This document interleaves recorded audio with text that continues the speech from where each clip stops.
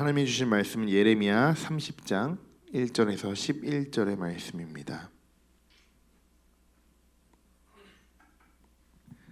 예레미야 30장 1절에서 11절의 말씀입니다. 우리는 예레미야 30장에서 이스라엘을 다시금 회복시키시는 하나님을 발견할 수 있습니다. 이스라엘의 회복의 근거는 이스라엘의 국력 회복이나 주변 강대국들의 그런 세력 약화에 기인하고 있지 않습니다. 이스라엘의 회복은 오직 하나님께서 약속하신 말씀에 근거하고 있습니다. 우리 1절에서 3절의 말씀을 함께 읽어보겠습니다. 여호와께로부터 말씀이 예레미야에게 임하여 이르시니라. 이스라엘의 하나님 여호와께서 이와 같이 말씀하시 이르시기를 내가 내게 일러준 모든 말을 책에 기록하라. 여호와의 말씀이니라. 보라, 내가 내 백성 이스라엘과 유다의 포로를 돌아가게 할 날이 오리니 내가 그들을 그 조상들에게 준 땅으로 돌아오게 할 것이니 그들이 그 땅을 차지하리라. 여호와께서 말씀하시니라. 아멘. 예레미야서는 30장에서 우리 33장까지 이스라엘을 회복시키는 것에 대해서 말씀해주고 계십니다. 이 부분은 예레미야서의 가장 중요한 부분이기도 한데요. 그 이유는 이스라엘 백성들에 대한 회복의 말씀이기 때문입니다. 회복시키시는 하나님, 그런 하나님을 신뢰하고 믿으시기 바랍니다. 2절은 예레미야에게 각별히 지시하시는 명령이 있는데요.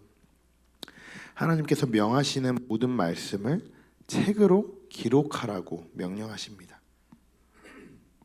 하나님은 왜 꼭 기록하라고 말씀하셨을까요? 이것은 하나님이 이스라엘을 회복시켜 주실 것을 확증하는 것입니다.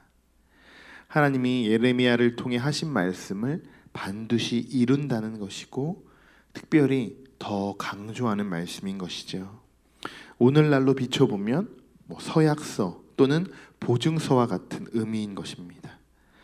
그럼 이렇게 하나님이 기록하라고 하신 말씀을 우리가 한번 묵상해 봤으면 좋겠는데요. 3절의 말씀입니다. 함께 3절의 말씀을 한 번 더 읽어보도록 하겠습니다. 여호와의 말씀이니라.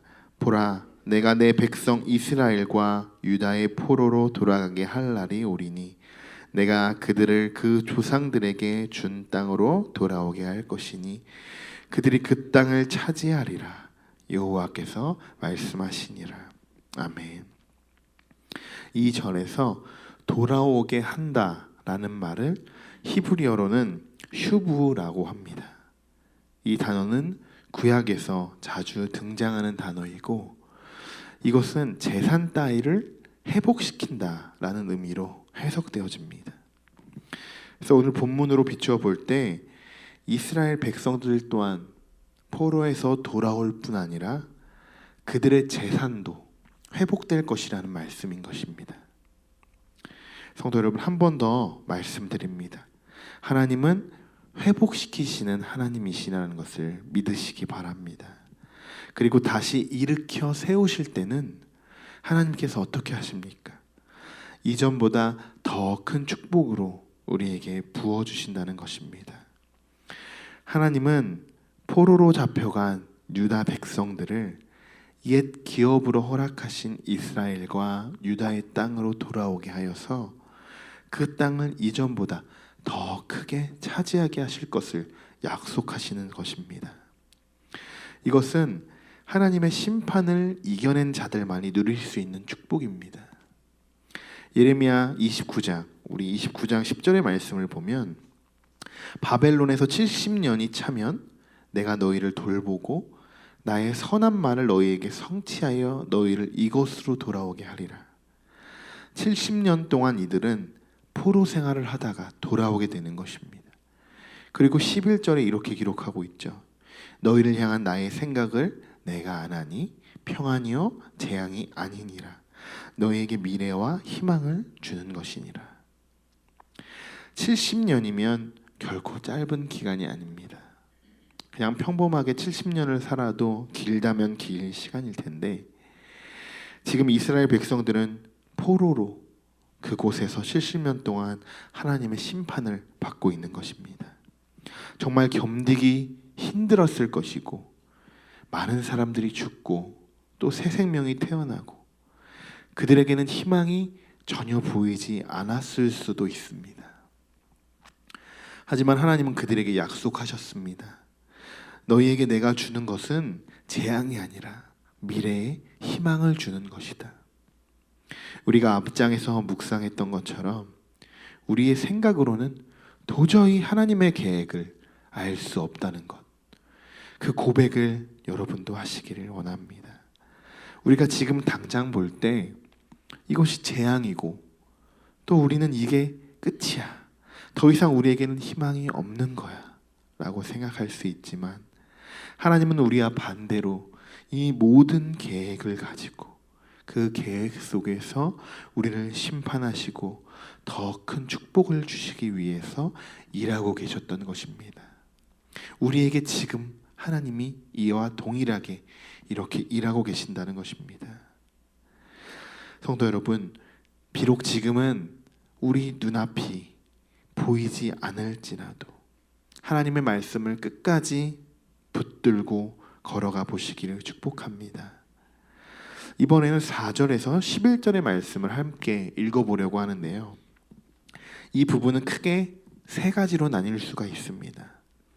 5절과 7절은 유다가 겪고 있는 그 고난의 현장에 대해서 이야기하고, 8절과 9절은 포로의 속박에서 벗어나 자유인으로 하나님을 섬기게 될 것을 약속하는 것, 그리고 10절과 11절은 하나님의 구원을 재확증하는 내용으로 이렇게 나누어져 있습니다. 함께 4절부터 우리 11절까지의 말씀을 한번 같이 읽어보겠습니다. 여호와께서 이스라엘과 유다에 대하여 하신 말씀이 이러하니라.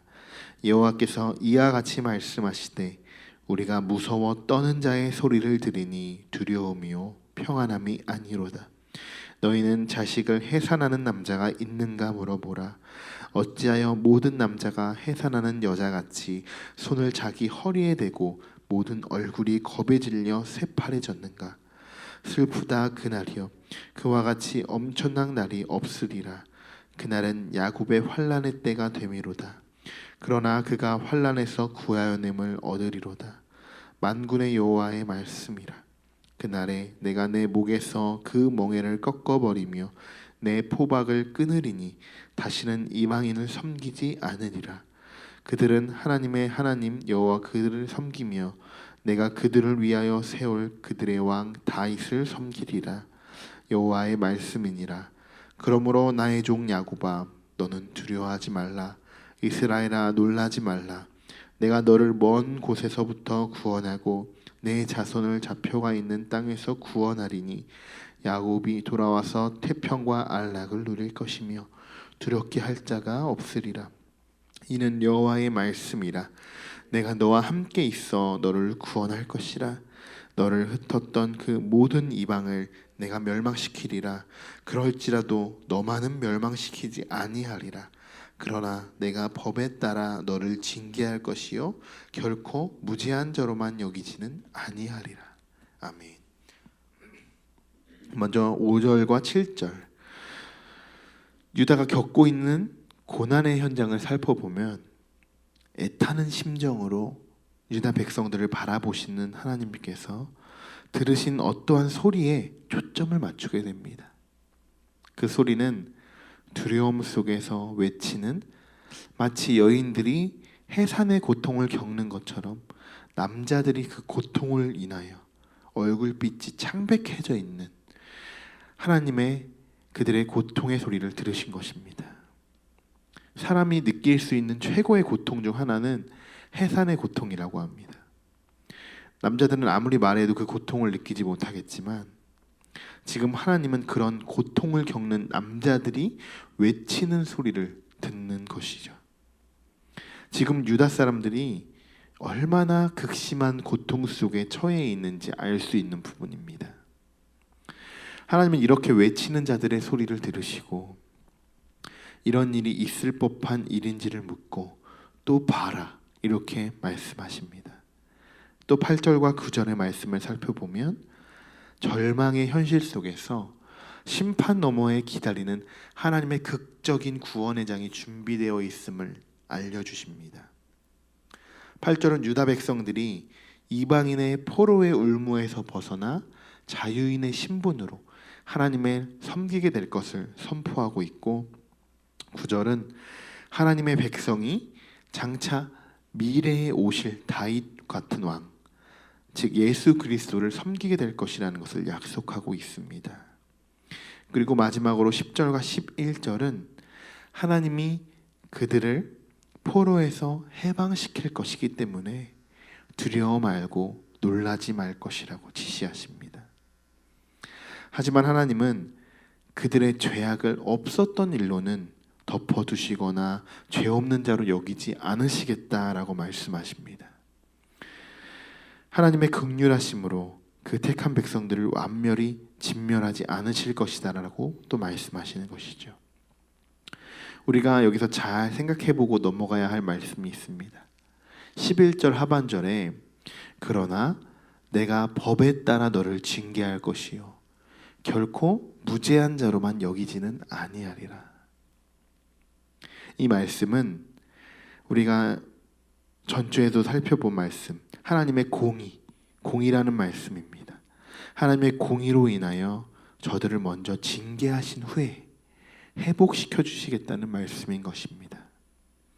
이 말씀이 바로 공의를 나타내는 말씀이고, 하나님의 공의는 지금도 변함이 없으십니다. 문제는 하나님의 공의를 우리가 만족시킬 수 없다는 것이 문제인 것이죠. 오늘의 말씀을 정리해 보겠습니다. 오늘 첫 번째로 우리는 회복시키시는 하나님에 대해서 묵상했습니다. 70년 동안 포로 생활을 하는 유다 백성들에게 하나님은 예레미야를 통해서 다시 회복시키겠다는 그 언약의 증표를 주시는 것입니다. 그것을 예레미야에게 책으로 기록하라고 명령하셨고, 그 이유는 반드시 그것을 이루시기 위해서 확증하시기 때문이라는 것입니다. 우리는 우리의 모든 삶을 회복시켜 주시는 하나님을 믿고 신뢰해야 합니다. 두 번째로 그 고통 속에서 외치는 소리를 들으시고 포로의 속박에서 벗어나 자유인으로 하나님을 섬기게 될 것을 약속하시는 하나님을 묵상했습니다.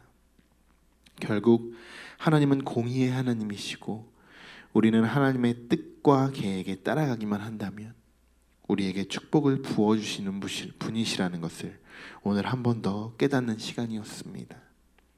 오늘 하루도 기도로 시작하시면서 하나님께서는 우리의 막혀있는 상황과 복잡하게 엉켜있는 생활 속에서 우리를 구원해 주시고 세상에서 승리할 수 있도록 우리를 인도해 주실 것입니다. 그런 하나님을 경험하고 만나고 돌아가는 귀한 시간이 되시기를 소망합니다. 기도하겠습니다. 오늘 하루도 세상과 싸워 이길 힘을 주시고 하나님 안에서 선한 포로가 되어 하나님 안에 갇혀 살게 하시고 하나님의 명령만 듣게 하시고 하나님의 방법대로 훈련되어지게 하셔서 하나님이 원하시는 정말 신실한 하나님의 자녀로 거듭날 수 있도록 인도하여 주옵소서. 오늘도 많은 기도 제목들을 가지고 이 자리에 나왔습니다. 마음의 상처, 가정과 직장의 문제, 자녀의 문제, 질병과 싸우는 모든 이들에게 하나님의 역사하심이 일어나게 하시고 담대하게 맞서 싸워 또 이기며 싸우며 나아갈 수 있도록 용기와 지혜를 허락하여 주옵소서. 우리를 구원해 주실 그분만 믿고 신뢰하며 우리 주 예수 그리스도의 이름으로 기도드립니다. 아멘.